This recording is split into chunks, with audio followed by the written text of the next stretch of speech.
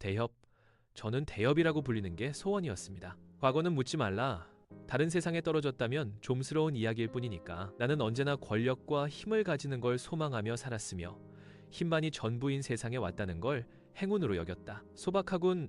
내가 대협이라고 불러주면 자네 소원은 이루어지는 건가? 중원에 있는 높은 산 중턱접산의 이름도 모르고 이곳이 어딘지도 모른다. 객잔의 창밖을 내다보면 안개가 수북하게 쌓여 있으며 내가 아는 것은 단 하나. 이 길을 따라 계속 가다 보면 화산파가 나온다는 것뿐이었다. 그리고 그 사실을 증명하는 것처럼 지금 내 앞에는 화산파에 복식을 하였으며 고강한 무공을 지닌 젊은 남자가 다리를 쭉 뻗은 채 앉아 있었다. 그는 내 꿈을 떠보고 있었으며 그의 신발은 점소이가 땀을 뻘뻘 흘리며 닦아주고 있었다. 점소이는 남자의 눈치를 보는데 여념이 없었다. 나는 점소이와는 다른 위치에서 사내와 마주본 채 웃었다. 대협께서 그렇게 불러주신다면 참 감사드리겠지만 어찌 사내가 그리 소박한 꿈을 가지고 살겠습니까? 제 꿈은 그러니까 수많은 사람이 저를 대협이라고 불러주면서 환호하고 제가 아주 높은 단상에 서 있는 겁니다. 권력과 힘, 모든 걸 다 가지는 거죠. 입신양명, 리신명명을 원한다는 소리 아닌가. 무림에 뛰어든 이들은 누구나 비슷한 꿈을 꾸고 있지. 남자가 손을 들었다. 그의 뒤에는 그와 비슷한 복색을 한 사내들이 서 있었는데 남자의 신호에 따라서 갑작스럽게 객잔을 빠져나갔다. 남자는 신발을 닦아주는 점소이를 바라보며 말했다. 그만하면 됐다. 가서 술이나 내와라. 네, 알겠습니다. 점소이는 마치 불난집에서 대피하는 것처럼 헐레벌떡 술을 꺼내러 달려갔다. 남자는 나를 빤히 쳐다보았다. 그의 눈은 마치 늑대와 같아서 사냥감을 훑어보는 느낌이 들었다. 자네 이름은 뭔가? 박도철입니다. 남자는 내 이름을 듣고 고개를 기울였다. 그는 눈을 깜빡이더니 나에게 이렇게 물었다. 도철? 네, 강한 사람이 되라고 어감이 강한 이름으로 지어주셨습니다. 남자는 고개를 끄덕였다. 혼자서 무엇인가 납득한 모양인데 나로서는 그가 무엇에 응하여 고개를 끄덕였는지 알 도리가 없었다. 그렇군. 아주 잘 지은 이름이야. 자네 부모께선 장명의 재주가 있으신가? 복은 요즘 시대엔 그런 이들이 살아남기 좋으니 말이야. 과찬이십니다. 여기 술 나왔습니다. 단단히 밀봉된 술을 들고 점소이가 달려왔다.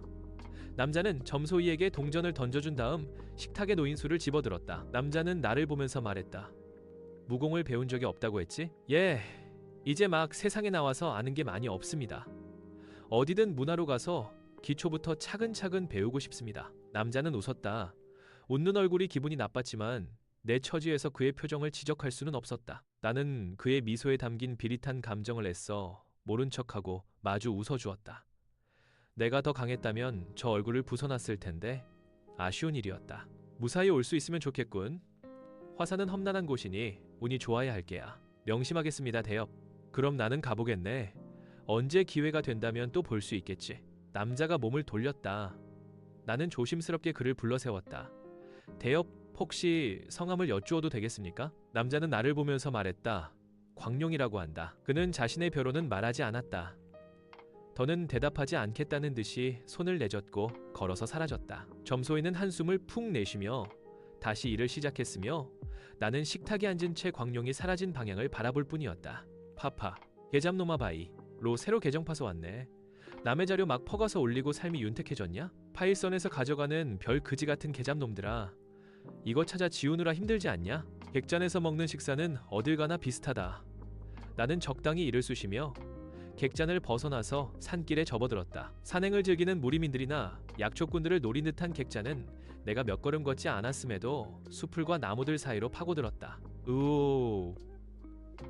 그리고 내가 나아가는 방향의 수풀 속에선 신음이 울려 퍼졌다. 그 목소리는 외설스럽기보단 한 사람의 생명이 꺼지는 울림이었다. 갑작스럽게 들리는 단말마에 나는 잠시 걸음을 멈추고 머뭇거렸고 수풀 속에선 조금 전 광룡과 함께 다니던 두 남자가 피칠갑을 한 채 튀어나왔다. 이런. 두 사람은 심히 낭패한 표정을 짓더니 서로 시선을 교환했다. 두 남자가 나온 수풀 사이로 처음 보는 남자가 난도질 당한 것도 볼 수 있었다. 누군지 몰라도 화산파에게 원한을 산 인물이리라. 하지만 그의 명복을 빌어줄 시간은 없었다. 나는 바보가 아니다. 피칠갑을 한 남자들과 재빠른 시선 교환 톤 그 다음에 이어지는 게 뭔지 모를 만큼 어설프지 않았다. 살인 멸고 상대를 죽여 입을 막는다는 사글자가 떠오르고 나는 반대 방향으로 일단 달리기 시작했다.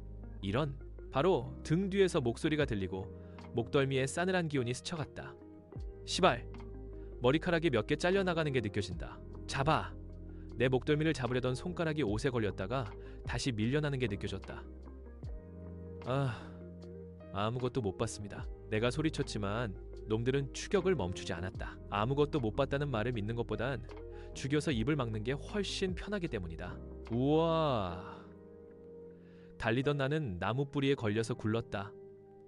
한 바퀴 구르면서 쳐다본 허공에는 내 머리가 있어야 할 자리를 겁나리 가로지르고 있었다. 두 남자는 얼굴을 찡그리며 시선을 내리고 있었고 아슬아슬하게 검을 피한 나는 바닥을 구르다가 나무 뿌리를 붙잡은 채 겨우 멈춰섰다. 씨발, 거리는 충분히 벌어졌다. 두 남자는 흙과 나무 뿌리가 얽혀있는 오르막길에서 나를 내려다보고 있었고 나는 뿌리를 붙잡은 채 두 사람을 올려다보고 있었다. 하지만 도망칠 방법이 없었다. 고개를 돌리면 그곳에는 안개의 바다가 있었다. 높다란 절벽과 바닥을 모르는 자욱한 안개가 나를 맞이했다. 떨어져도 죽는다. 그렇다고 무공을 모르는 내 실력으로는 저 두 남자를 돌파할 수 없다. 진퇴양난이었다. 광룡사형이랑 같이 있던 놈이로군. 그들 중 하나는 나를 알아보는 눈치였다. 나는 흙 때문에 미끄러지는 바닥에 신발을 박아놓고 고개를 끄덕이며 소리쳤다. 아이고, 네, 그렇습니다. 저 좀 살려주십시오. 아무한테도 말 안 할 테고 어차피 이제 한솥밥을 먹을지도 모르지 않습니까? 하하하하하. 으하하하하하. 웃음이 들려왔다. 그들은 노골적으로 나를 비웃고 있었다. 나는 이를 갈았고 놈들의 얼굴을 똑바로 바라보았다. 두 남자는 내 표정을 보고 더 크게 웃더니 이렇게 말했다. 웃기는 놈이로군. 한솥밥? 주제를 모르는 놈들이 꼭 있는 법이지. 화산파가 어디 동네 삼류 문파인 줄 아느냐? 너 같은 놈은 애초에 들어올 수도 없단 말이다. 놈들은 나를 살려줄 생각이 없다. 광룡이 나를 비웃던 얼굴의 의미도 알 것 같았다. 뒤를 돌아보면 안개가 넓게 퍼져 있었다. 나는 안개와 놈들을 번갈아 보고 얼굴을 찡그렸다. 두 남자는 칼을 나에게 겨누고 말을 이어나갔다. 어차피 화산파에서 종놈으로 살거나 내쫓길 처지다. 비루하게 살 목숨을 조금 일찍 거둬주는 걸 고맙게 여겨라. 그러면 더 이상 나도 비굴하게 빌빌거릴 필요 없다. 칼을 들이대는데 언제까지 빌고만 있을 텐가. 안개의 바다가 어쩐지 폭신하게 보였다. 저 칼보다는 절벽 아래로 떨어지는 게 훨씬 살 확률도 높아 보였다.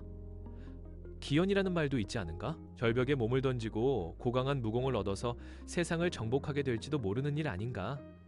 나는 운명을 믿는다. 내가 하찮게 죽을 운명이라면 이 생사의 갈림길에서 어떤 선택을 해도 비참히 죽겠지. 그렇다면 나는 조금 더 멋진 길을 택할 거다. 시발 화산파 들어간 게 자랑이냐? 그래서 니들이 뭐 대단해졌어? 나는 놈들을 똑바로 바라보며 소리쳤다. 두 남자는 몸을 움찔 떨더니 나를 매서운 눈으로 쳐다보았다. 나는 흙에 박아 넣었던 다리를 빼고 소리쳤다. 그래봐야 화산파 뒷구멍이나 닦아주는 새끼들이 뭐가 좋다고 날 비웃어? 남자 중 한 명은 얼굴이 새빨갛게 달아오른 채 나를 보며 이를 갈았다. 이 새끼가 네가 생각해도 그렇지? 네가 화산파 문화라고 말할 수 있냐?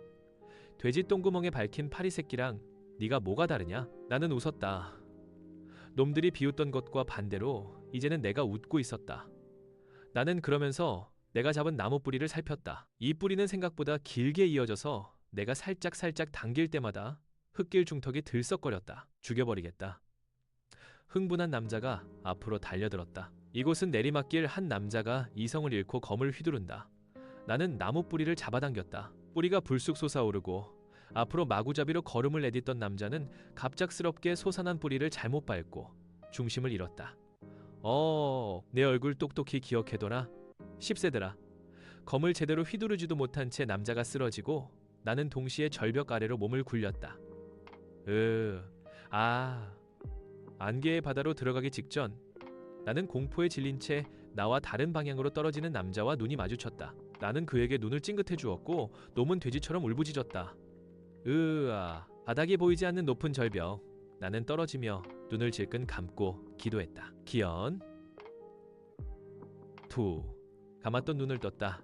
입안에 축축한 맛이 감돌았다. 해먹에 몸을 던진 것처럼 내가 고개를 돌릴 때마다 시야가 흔들렸다. 손끝에는 소나무로 보이는 나무잎이 만져졌고 길게 뻗은 가지와 무성한 줄기가 내 다리와 얽혀 있었다.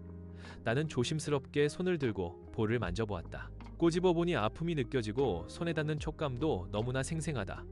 팔다리를 꼼지락거려 보니 어딘가 다친 것도 아닌 모양이었다. 정면에는 마치 칼로 자국을 낸 듯 날카롭게 생긴 틈새가 보였고 길게 뻗은 굵은 줄기가 틈새와 나를 연결해주고 있었다. 고개를 옆으로 돌리면 주변에 보이는 건 안개뿐이었다.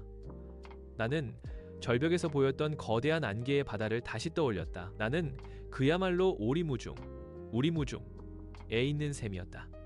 절벽의 바닥은 얼마나 깊은지 가늠이 가지 않았다. 하지만 지금 당장 스산하게 불어오는 바람과 당시 내가 거닐었던 산의 높이를 생각해본다면 나는 운 좋게 중턱에 걸쳤을 뿐이라는 예상은 충분히 가능했다. 후, 나뭇가지가 부러지지는 않을까 조심스럽게 다리를 뻗어서 소나무 위를 빠져나왔다. 조금 전 떨어져서 죽을 뻔했다는 걸 생각하니 저절로 식은땀이 차올랐고 혹시나 더 허무한 방식으로 죽고 싶진 않다는 생각에 저절로 몸이 떨려왔다. 소나무 줄기와 틈새 사이의 거리가 멀지 않아 다행이었다. 돌 사이를 뚫고 자라난 나무는 성인 남성의 체중을 떠받치고도 기울어진 기색 없이 꿋꿋하게 그 자리를 지켜주고 있었다. 나는 절벽에 나 있는 새까만 입구를 눈으로 훑어보고 바닥에 굴러다니는 돌을 집어서 절벽 아래로 던졌다. 잠시 소리가 나나 기다려봤지만 아무런 소리도 들리지 않았다. 내 생각보다 바닥은 더 멀리 있는 모양이었다. 나는 주변을 다시 둘러보았다. 옆으로 갈 수 있는 길은 없었으며 사람이 발을 딛고 다니기 좋은 정도의 공간만 삐죽 튀어나와 있었다. 그리고 어서 들어오라는 듯이 그림자진 동굴이 나를 반기고 있었다. 위치가 위치인 만큼 커다란 짐승이 살 가능성은 없다. 그렇기에 나는 자신감 있게 걸음을 내디뎠다. 뭐야?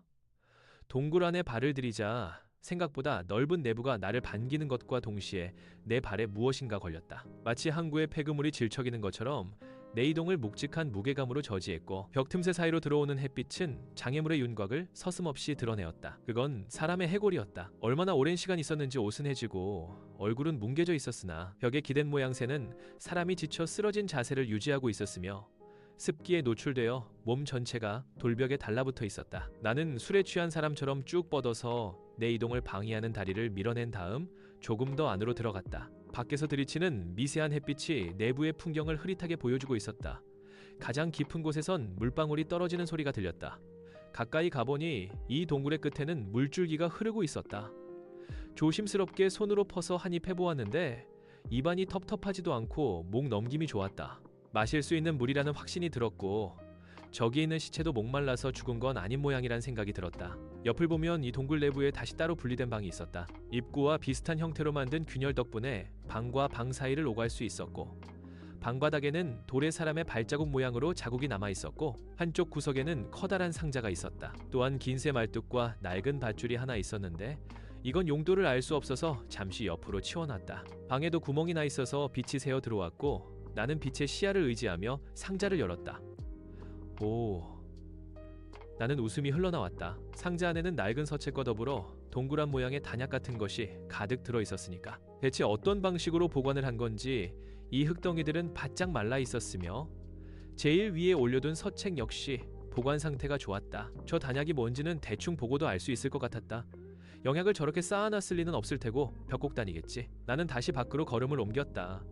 뱃골은 여전히 그 자리에 있었다. 먹기 좋게 흐르는 맑은 물과 가득한 벽곡단, 그리고 낡은 책. 사람이 죽으란 법은 없구나. 기현이다 절벽에 뛰어내려서 기현을 만난다는 이야기. 제목 없는 서책은 표지만 보고는 알 수 있는 게 없었으나 이 책의 저자 역시 대단한 사람이겠지. 아마도 자신이 가진 강력한 무공의 맥이 끊기는 걸 우려해서 몰래 무공 비급을 만든 기인일 것이다. 대체 누구일까? 강호에서 이름난 고수일 수도 있고 마교 같은 사파일 수도 있었다. 아주 사악한 무공일 수도 있다. 배우는 무공이 어떤 종류인지는 알게 뭔가. 검은 고양이도 흰 고양이도 쥐만 잘 잡으면 그만인 법이고 무공은 강하면 그만이다. 나는 기왕 힘이 모든 걸 결정하는 곳에 왔으니 가장 강한 힘을 손에 넣고 싶어질 뿐이었고 이 비급에는 내가 원하는 것들이 들어있었다. 나는 입구에 주저앉아서 비급을 펼쳤다. 나는 천마의 오른팔 생마 천풍이다. 생마? 나는 얼굴을 찡그리고 잠깐 뱃골을 쳐다봤다. 뱃골에는 시선도 표정도 없었으니 이는 아무 의미도 없는 일이었다. 나는 해골을 쳐다보는 걸 관두고 다시 서책으로 시선을 옮겼다. 생마라고 해도 편견을 가질 필요는 없었으니까 천마의 오른팔이라고 하지 않던가. 무림에 있는 여자들을 마음대로 농락하는 무시무시한 마공을 썼을 수도 있고 덮친 여자의 내공을 흡수하는 사수를 사용했을지도 모른다. 천마의 오른팔이라는 말에 나는 더욱 기대감을 품고 종이를 넘겼다. 무린맹의 추격을 피해 이곳에 당도할 수 있었으나 부상이 심하여 나는 오래 살지 못한다. 하지만 비전의 맥이 끊어지는 것이 두려워 이렇게 글을 남기노니 만일 누군가 이곳을 찾는다면 부디 나의 의지를 이어주길 바란다. 나는 고개를 끄덕이고 다음 단락으로 시선을 옮겼다. 방중술의 기본은 손가락과 하체의 단련이다. 하체의 단련은 경공술의 수행에 있어서 필수적인 덕목이므로 빠져선 안 되며 손가락을 유연하게 잘 놀리며 여인의 몸을 체득하는 것만으로도 생마의 비전에 한 걸음 더 크게 다가설 수 있다. 또한 허리 놀림과 나는 페이지를 빠르게 넘겼다. 나 말고 있는 사람이라곤 100골밖에 없는 곳에서 방중술 수행 같은 건 뜬구름 잡는 소리였기 때문이었다. 몇 장을 넘기자 나는 다음 단락으로 넘어갈 수 있었다. 내공신법. 그래, 이거지. 신법이란 곧 무공의 핵심이다. 강한 무공을 쓰기 위해선 많은 내공이 필요하며 좋은 신법일수록 내공을 끌어모으기도 쉽다. 과연 천마의 오른팔이라 불렸던 남자는 어떤 신법을 가지고 있었을까? 마교의 비전을 체험할 수 있는 건가? 마도의 신법을 익힌 자들은 공력을 쉽게 쌓을 수 있으나 마기가 흘러나와 여인들에게 거부감을 주기 십상이다. 그래서 나는 경계를 사지 않기 위해 소림의 기초 신법을 익혔으니 그 신법을 여기에 기술한다. 미친 새낀가? 여자한테 의심 안 사려고 소림사 신법을 배워? 나는 다시 백골에게 시선을 줬다. 하지만 백골은 내가 의문 어린 시선을 던져도 대답할 수 있을 리 없었다. 따져봐야 소용없는 현실을 깨달은 나는 소림의 기초 신법 단락을 다시 한번 훑어본 다음으로 넘어갔다. 경공술. 나는 슬쩍 바깥을 쳐다봤다. 절벽 한가운데에서 빠져나가야 했으니 필수적으로 익혀야 할 덕목이었다. 아몰보 안외부. 이 절벽에 왔다는 건 그대가 이미 경공술에 재능이 있거나 예기치 못한 사고를 겪었음이라. 아몰보는 높은 벽과 절벽을 기어오르는 데 특화된 경공술로 이 절벽에서 탈출할 수 있으며 성과 저택에 사는 아녀자와 쉽게 접할 수 있도록 만들어진 경공술이다. 또한 단시간에 기척을 지우며 멀리 이동할 수 있기에 자맹에 매우 유용하다. 지금까지 읽은 것 중에 가장 쓸모가 있는 항목이었다. 일단 이것만 익혀도 절벽에서 나갈 수 있을 테니까. 하지만 이곳에 들어와서 단순히 탈출 기술만 익힌다면 손해가 아니겠는가. 나는 빨리 다음으로 넘겼다. 이 정도로 성관기에 미친놈이라면 여자를 따먹기 위해 어떤 사술 정도는 익혔을 거다. 그 사술이 무엇이든 간에 앞으로 내가 험난한 무림 생활을 헤쳐나가는데 든든한 도움이 될 게 분명했다. 나는 기척을 지우는 법, 죽은 척하는 법, 강한 상대를 만났을 때 도망치는 법과 상대의 얼굴을 읽고 심리를 파악하는 법 등등이 적힌 부분을 일단 전부 뒤로 넘기고 마침내 이 서책에서 무공 비스름한 것이 적힌 단락을 확인할 수 있었다. 금나수 진나셔. 상대의 반항을 막기 위해선 금나수의 숙련은 필수다. 금나수와 방중술로 단련된 신체를 활용한다면 무례배들이나 아녀자의 남편, 아버지나 형제 같은 이들을 쉽게 제압하고 도망칠 수 있다. 만일 상대가 금나수를 보고도 비웃는다면 절대 싸우지 말고 도망치는 것을 추천한다. 여기 금나수의 기본적인 수련법과 심화 과정을 서술하였으니 이 기술을 필수적으로 익혀 요긴하게 사용하길 바란다. 생마는 살아남는 것이 승리하는 법이다. 이거 그냥 미친 강간범 새끼잖아. 나는 다음 페이지를 넘겼다. 금나수를 수련하는 그림이 그려져 있었고 그 뒤로는 아무것도 없었다. 텅 빈 페이지를 펄럭거리며 한번 살핀 다음 나는 백골을 쳐다봤다. 나는 책과 백골을 몇 번 번갈아 본 다음 동굴 바깥 절벽으로 걸음을 옮겼다. 사방의 안개가 자욱했다.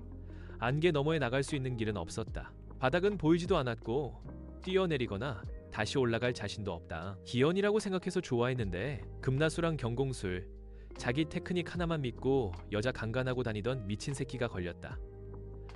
시발 진짜 내가 여기서 욕해봐야 달라지는 것도 없었다. 내가 할 수 있는 건 이 생마의 비전을 이어받아서 수련하거나 벽곡단을 먹다가 굶어 죽는 것뿐이었으니까. 다그락 덕맥골이 기울어지는 소리가 났다. 나는 혀를 차고 동굴 안으로 걸음을 옮겼다. 어쩌겠어. 수련해야지. 기연. 에휴 씨발. 한탄과 욕설만으론 세상이 바뀌지 않는다. 나는 비급을 내 품 안에 집어넣고 다시 동굴 안으로 돌아왔다. 발자국이 선명하게 남아있는 바닥은 빨리 아몰보의 기본을 연습해보라는 듯이 빛을 반사하고 있었다. 나는 신발을 신은 상태로 바닥을 툭툭 건드려보고 다시 비급을 꺼냈다. 그러니까 여기서 무릎을 굽히면서 앞으로 한 걸음 뻗고 바닥은 반질반질했다. 수행에 도움을 주기 위해 일부러 깎은 것일까?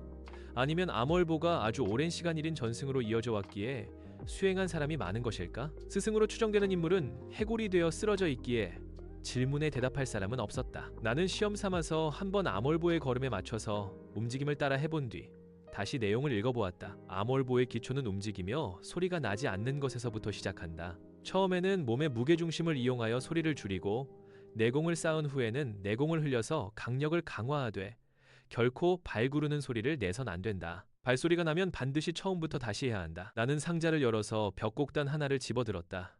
오늘 하루 고생을 했으니 벌써 배가 고팠다. 벽곡단을 입에 털어넣자 마치 마른 흙을 씹는 것 같은 퍽퍽함에 입이 바짝 말랐고 나는 얼굴을 찡그리며 물이 흐르는 곳으로 걸음을 옮겼다.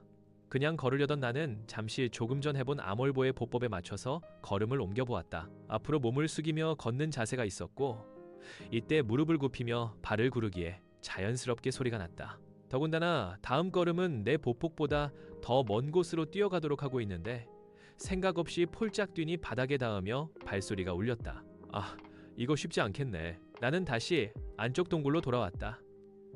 창문처럼 숭숭 뚫린 구멍은 벽을 비춰주고 있었다. 비급을 훑으면서 다시 벽을 바라보니 그냥 오래되어서 난 자국인 줄 알았던 것들이 일정한 간격을 이루고 있었고 이는 암월보에서 벽을 타기 위해 손과 발을 쓰는 형태와 비슷했다.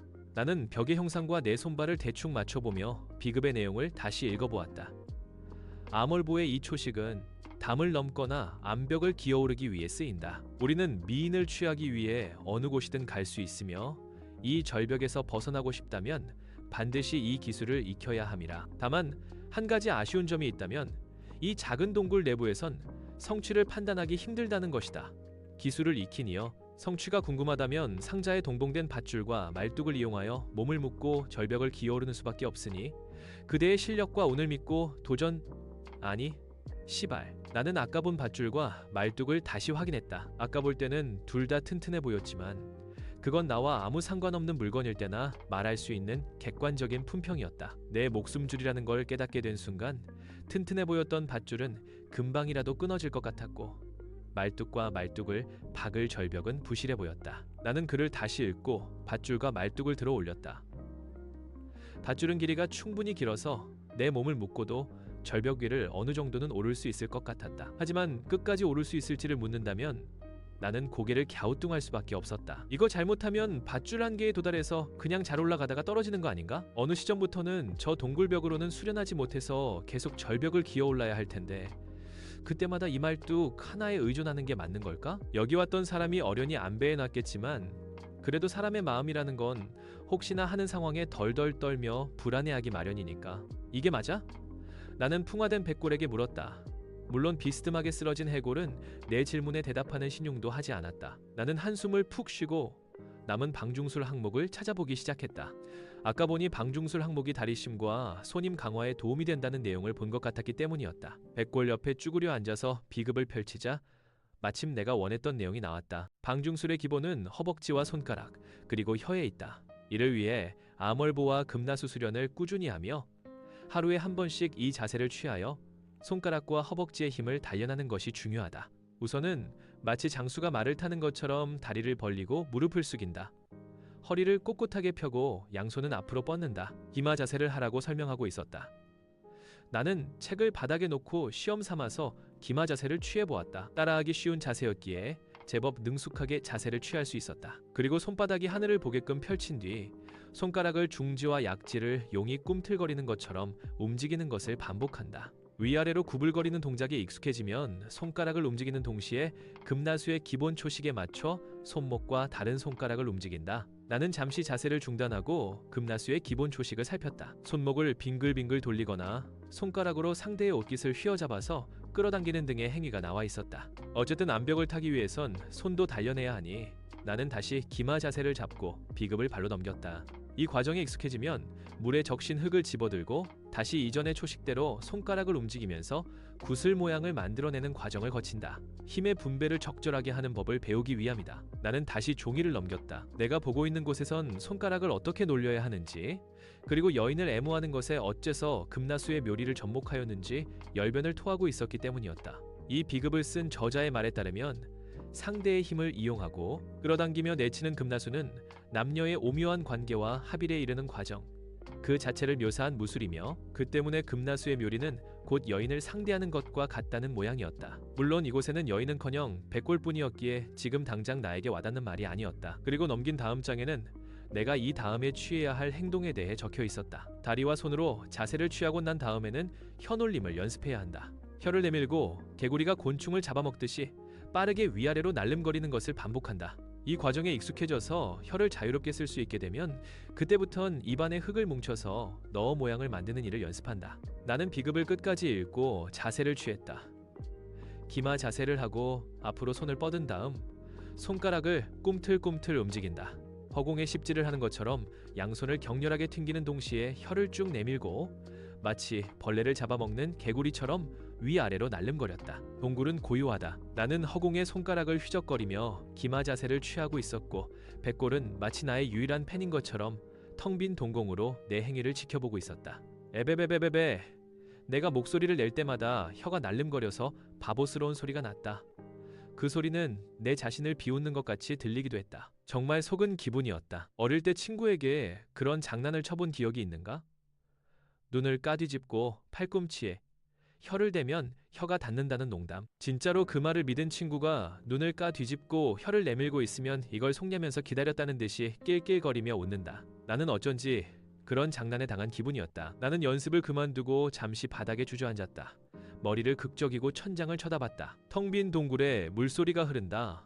물이 흐르는 소리가 유독 크게 들리고 내 한숨 소리가 정적을 깨뜨렸다. 후, 머리를 극적이고 다시 비급을 펼쳤다. 거꾸로 보면 천마신공 같은 게 나오나? 앞으로 얼마나 걸릴지 모르는 시간 동안 이 짓거리를 반복해야 한다고 생각하니 벌써 눈앞이 까마득했다. 이게 맞는 걸까? 이게 정말 기연인가? 혹시나 해서 책을 뒤집어 보았지만 그렇다고 해서 나오는 건 없었다. 시발. 나는 결국 앞으로 최소 1년이 넘는 시간 동안 손가락을 휘적거리며 기마 자세를 취한 채 어베베베베를 외쳐야 하는 운명이라는 뜻이었다. 이게 맞아? 나는 백골을 쳐다보았다. 물론 백골은 아무런 대답 없이 그 자리에 그냥 그대로 있을 뿐이었다. 나는 해골의 머리를 괜히 툭툭 차고 놈의 옷을 잡아당겨 보다가 머리를 극적이며 밖으로 나갔다. 동굴 안은 음침했는데 밖으로 몇 걸음만 나가면 새하얀 세상이 펼쳐졌다. 답답했던 마음은 이 안개가 겹겹이 쌓인 절경을 보고 있으니 조금 풀리는 것 같기도 했다. 절경은 사람을 낙관적으로 만든다. 조금 전까지는 이제 어떻게 하지? 라는 의문이 머리를 채웠다면 지금은 어떻게든 될 거라는 근거 없는 낙관이 내 머리를 채웠다. 이것도 운명 아니겠는가? 나는 세상 모든 게 운명이려니 하고 믿는 사람이다. 새하얀 안개와 백골 그리고 벽곡단과 잡동사니들에 파묻혀서 방중술과 보법을 배우는 삶, 하늘이 내린 삶이 여기서 끝나지 않을 것이라 믿으며 나는 몸을 돌렸다. 에휴 씨발, 뭐 어쩌겠어. 수련해야지. 2년 후 다. 당신 뭐야? 고산지대에서 조심해야 하는 것은 낙사만이 아니다. 언제나 수풀에서 강도가 튀어나올 수 있음을 유념해야 한다. 하지만 세상은 지나치게 넓고 경고를 해줄 만큼 친절한 사람을 만날 기회도 많지 않다. 세상 물정을 모르고 홀로 강호에 나선 사내는 보찜에 든 짐과 재능을 펼칠 기회도 없이 강도의 손에 난도질당했다. 보찜과 고급스러운 의복이 피로 물들고 그의 사연은 이제 누구도 알 길이 없다. 복부에서 빠져나온 칼날은 녹슬고 이가 빠져서 피해자의 살점을 가장 끔찍한 형태로 도려냈다. 강도는 복면을 쓴 채 주변을 두리번거렸다. 혹시나 뒤쫓아오는 일행이 있는지 확인하기 위해서였다. 하지만 주변에 그를 따라오는 일행은 보이지 않았다. 여행자는 자신의 허무한 죽음을 이해하지 못해 눈을 부릅뜬 채 픽어품을 부르륵 토했다. 억울해도 어쩌겠나. 그러게 평소에 무공이라도 익혔어야지. 이 바닥은 인이라는 단어가 통용되지 않았다. 강도의 삶을 지배하는 단어는 약육강식이었으며 힘의 논리는 보편적인 정서가 되어 범죄자들을 세뇌했다. 그는 시체의 명복을 빌어주기보단 피해자가 약하기 때문에 죽었다며 자신을 합리화했다. 시체는 절벽을 향해 끌려갔다. 안개로 둘러싸인 이 낭떠러지의 시체를 던진다면 강도가 한 푼의 돈을 벌기 위해 벌인 행위는 아무도 알 수 없으리라. 강도는 사람들의 시선이 보이지 않는 곳까지 시체를 끌어당긴 다음 잠시 복면을 벗고 숨을 골랐다. 풀숲을 등지고 있어서 그의 모습은 쉽게 눈에 띄지 않았다. 바닥에 쓰러진 시체는 자꾸만 뻐끔거렸다. 강도는 시체의 주머니에서 돈 주머니를 꺼내고 짐을 따로 끌어냈다. 그리고 시체의 눈을 감겨주며 말했다. 이게 다 자네 잘못이야. 아이고. 강도는 입을 다물었다. 어디선가 신음이 들려왔기 때문이야. 시체가 말하는 것은 아니었다. 절벽 아래에서 무엇인가 신음성을 흘리고 있었다. 강도는 시체를 처리해야 된다는 것도 있고 다시 단검을 쥐었다. 그리고 몸을 낮추고 절벽을 향해 시선을 고정했다. 오! 절벽 아래에서 손이 튀어나오자 강도는 쏘스라치게 놀라며 다시 주저앉았다. 그리고 그의 행동에 아랑곳하지 않고 손은 바닥을 긁으며 건장한 사내의 몸뚱이를 절벽에서 끌어냈다. 검은 머리와 날카로운 눈매, 부스스한 수염과 꾀죄죄한 옷차림이 그의 정체를 종잡을 수 없게 만들었다. 어휴, 진짜 더럽게 높네. 뭐야? 당신 뭐야? 강도는 단검을 위로 들어올리며 외쳤다. 사내는 눈앞에 있는 시체를 보고 얼굴을 찡그리고 허리에 맨밧줄을 풀어서 절벽을 향해 던졌다. 그리고 강도를 보며 이렇게 답했다. 박도철이다. 이 아래에서 조금 일이 있었거든. 도철은 절벽을 가리키며 말했다. 강도는 도철의 손가락을 따라 시선을 옮겼다. 안개로 덮인 절벽이 그의 시야를 가득 메웠다. 그러시군요. 알겠습니다. 강도는 무기를 내려놓으며 고개를 끄덕였다. 상대가 누군지는 몰라도 이 절벽을 맨손으로 기어 올라온 기인이었다. 함부로 말대답하거나 무기를 휘두르는 건 어리석은 행동이었다. 강도는 무공을 배운 것도 아니었으며 어디서 단검 휘두르는 법을 운이 좋게 배워 사람을 죽이고 다니는 하찮은 놈에 불과했으니까. 도철은 강도가 싸울 의지가 없음을 밝히자 고개를 기울였다. 그리고 자기 옷에 묻은 먼지를 털어내며 말했다. 그런데 너 돈 있냐? 강도는 도철의 말에 고개를 끄덕이고 조금 전 빼앗은 돈주머니를 내밀었다. 여기서 객기를 부리다간 이 사람에게 죽을 것 같다는 생각이 들었기 때문이었다. 강호에서 살기 위해선 자기 분수를 잘 알아야 한다. 납작 엎드리고 고수들에게 기어야만 비루한 삶을 연명할 수 있다. 여기 있습니다. 앞에 객잔도 있으니 뜨끈하게 밥이라도 한 끼 하시고 목욕도 하시고. 그래. 도철은 강도의 말을 끝까지 듣지 않았다. 강도가 눈을 깜짝한 사이 손에서 돈주머니가 사라졌다. 도철은 어느새 주머니의 무게를 대충 가늠해보고 있었으며 바닥에 있는 시체와 강도를 번갈아 바라보았다. 강도는 힐끔힐끔 눈치를 살피며 뒷걸음질을 쳤다. 저는 이만 돌아가 봐도 되겠습니까? 도철은 고개를 끄덕이며 말했다. 가봐. 강도는 기다렸다는 듯이 몸을 돌리고 도망치려고 했다. 하지만 그가 도철에게 등을 보이는 것과 동시에 갑작스럽게 옆구리에서 격통이 느껴지며 몸이 붕 떠올랐다. 꺼허. 저절로 뒤틀린 허리를 통해 강도는 도철이 자신을 걷어찼음을 알 수 있었다. 묵직한 타격은 분명히 내공을 실은 것이었으며 방금 전 한 방으로 뼈가 부러졌다. 왜? 강도는 바닥을 뒹굴고 입에서 피를 토해냈다 크고 무방비하게 얻어맞은 일격의 효과는 깊었다. 강도는 다시 단검을 주워들고 어떻게든 몸을 일으키려고 했지만 마치 빙판길 위에 내던져진 것처럼 몸을 가누기 힘들었다. 도철은 주머니에서 돈을 꺼내는 동시에 한쪽 발로 바닥에 있는 시체를 밀었다. 강도가 죽인 시체는 내리막길에 접어들자 스스로 대굴대굴 굴러서 절벽 아래로 사라졌다. 도철은 말했다. 나중에 이 새끼 누가 죽였냐고 찾으러 다니면, 그래서 혹시나 너한테 수사망이 오면 네가 누구 이름을 대겠어? 그때 댈 이름은 도철일 것이다. 강도는 이를 악물고 단검을 지팡이 삼아서 몸을 일으키려고 했다. 하지만 도철은 강도가 다시 일어나기 전 발에 내공을 실어서 턱을 힘껏 걷어찼다. 빡! 강도의 윗니와 아랫니가 서로 부딪히며 박살이 나고 눈을 까뒤집었다. 도철은 강도의 주머니를 뒤져서 몇 푼의 동전을 더 찾은 다음 강도의 시체마저 절벽 아래로 굴렸다. 바위에 덜커덕 부딪히며 강도의 모습이 안개 속으로 사라졌다. 기분 좋구먼. 도철은 주머니를 만지작거리며 웃었다.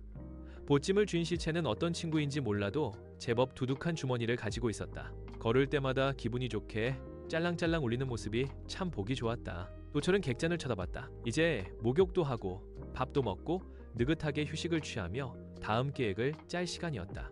어서. 아니 무슨. 점소이는 도철이 객잔 앞에 나타나자마자 싫은 표정을 지었다. 도철은 점소이를 빤히 쳐다보다가 자기 행색을 한번 훑어보고 고개를 끄덕였다. 돈 낼 수 있으니까 손님 받아라. 도철은 그렇게 말하며 주머니에서 돈을 쏟아냈다. 주머니에 있는 액수는 흥청망청 살기엔 적은 돈이었으나 객잔에서 허세를 부릴 만큼은 되는 돈이었다. 점소이는 도처를 멸시하던 빛을 거두고 언제 그랬냐는 듯이 몸을 바싹 숙이며 돈을 주워 담았다. 어이구, 죄송합니다.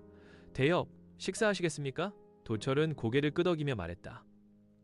대충 금액 맞춰서 아무거나 내주고 오늘 하루 느긋하게 목욕하고 잘 거니까 방도 좋은 방으로 좀 준비해놔라. 네, 알겠습니다. 점소이가 멀리 떠나자 도철은 식당 의자에 앉아서 잠시 몸을 기댔다.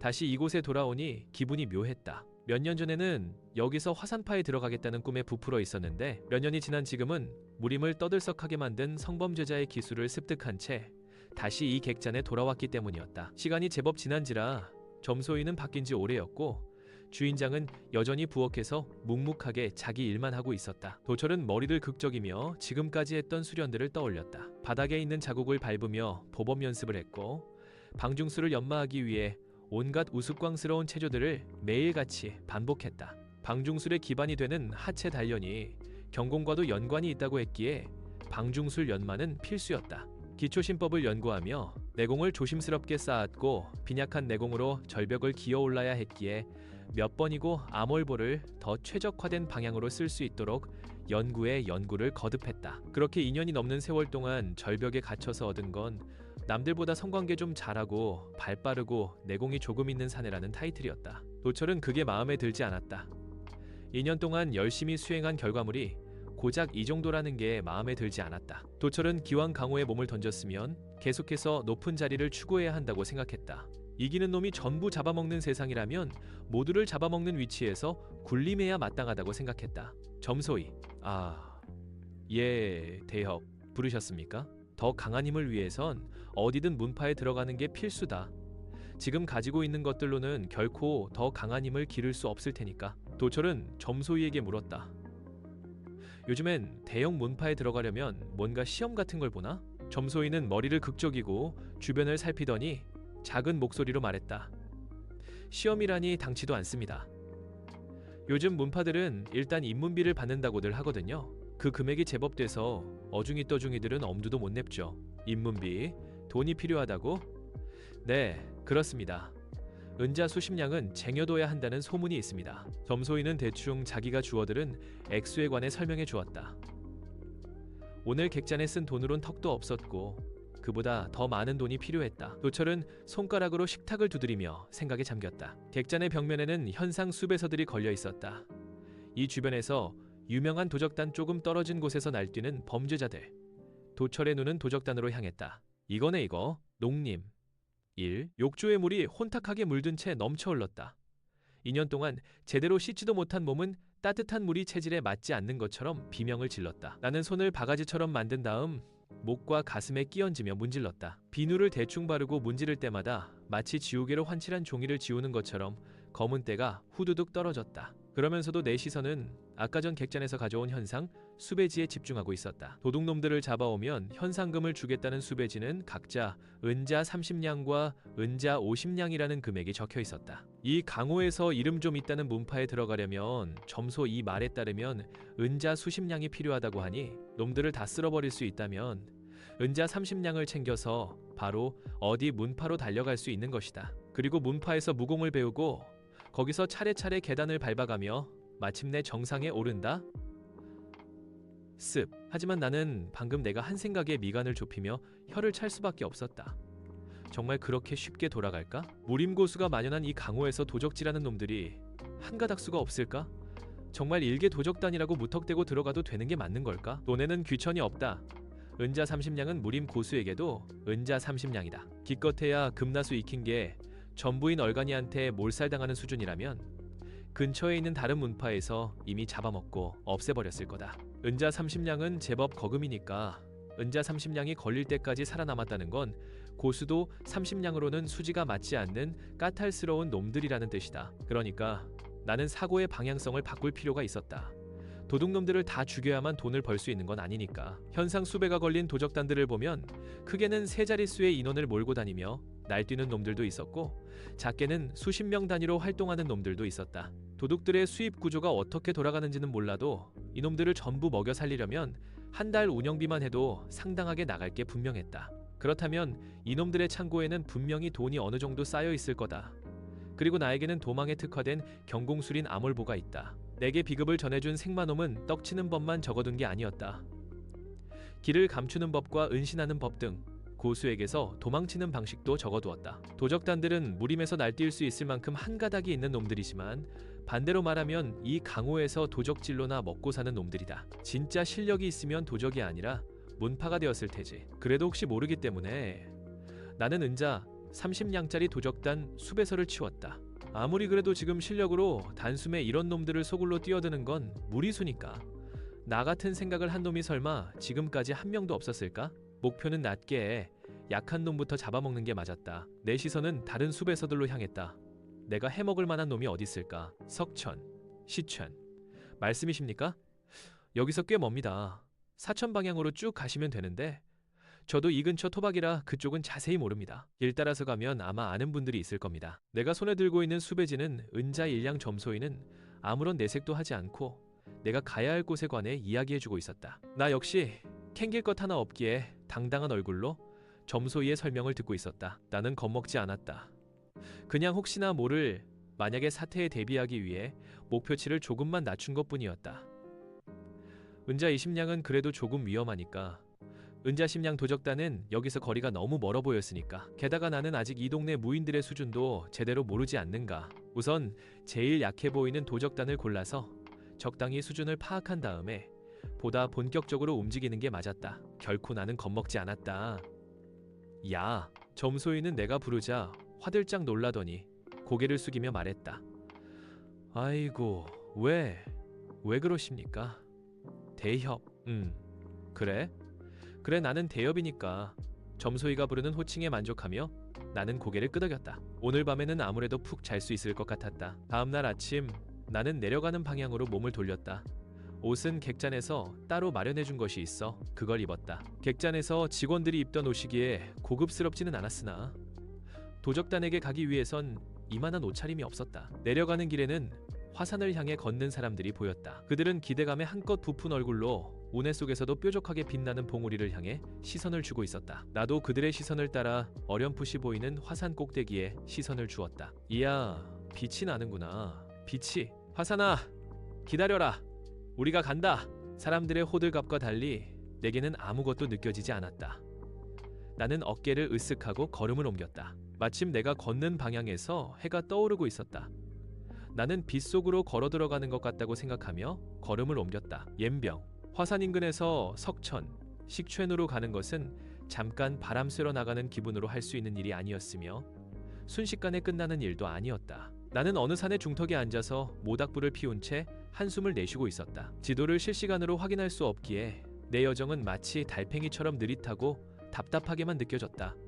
암월보를 쓰면 순식간에 쭉쭉 달려나갈 수 있다. 하지만 내 내공이 일천하여 그리 먼 거리를 갈 수 없다. 게다가 암월보로 내공을 탕진하면 밤중에 손님이 찾아올 때 아무것도 못하고 죽는 수밖에 없다. 덕분에 나는 지금까지 쭉 도보로 아주 느릿하게 이동하고 있었고 석천에게 도착하기란 기약이 없었다. 나는 하늘의 별을 보며 내일이면 석천이나 그 근처 마을에 도착했으면 좋겠다는 소원을 빌었다. 어이쿠. 그때 주변에선 부스럭대는 소리가 들려왔다. 나는 내가 어디쯤 왔는지는 알 수 없었지만 그놈의 석천 인근에 온 것은 아니라는 사실을 알고 있었다. 하지만 중원은 넓고 산에는 여러 동물이 살기 마련. 모닥불의 온기에 홀린 빈객들은 내 의지와는 상관없이 불쑥 고개를 들이밀고 내게 인사를 건넸다.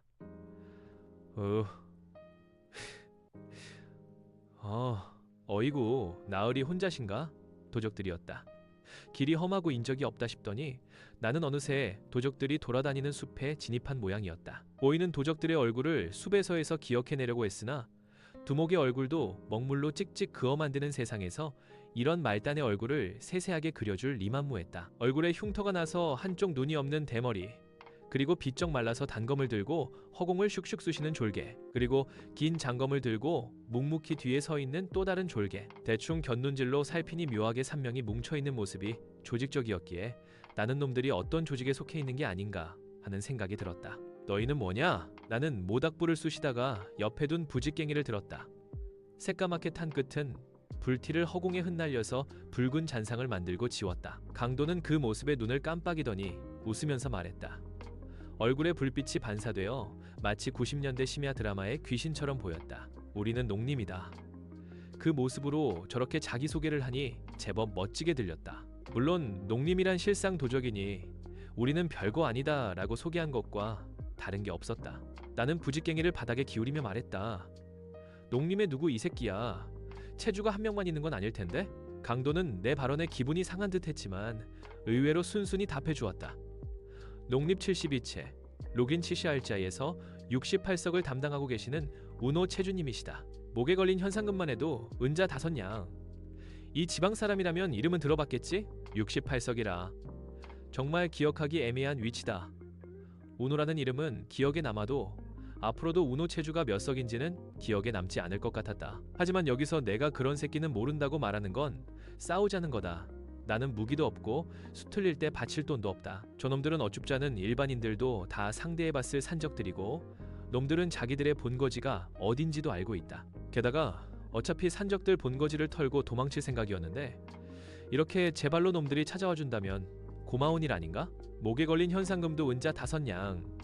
내가 노렸던 1냥짜리보다는 높았지만 충분히 들어가서 비빌 구석이 있어 보였다. 나는 계획을 바꾸기로 했다. 아, 우노 체주님.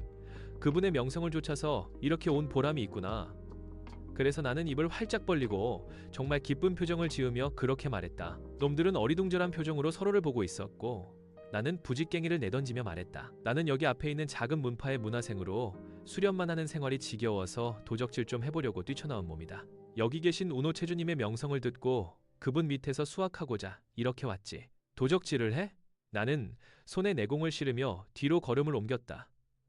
도적놈들은 잠시 움찔하다가 내가 거리를 벌리자 안심한 눈초리였다. 나는 놈들이 보는 앞에서 힘을 주어서 나무를 후려쳤다. 쾅! 제법 두꺼운 나무가 파열음을 울리며 비틀리자 강도는 휘파람을 불며 말했다. 오! 나는 말했다. 이 정도면 쓸만하겠지. 체주님을 만나고 싶다.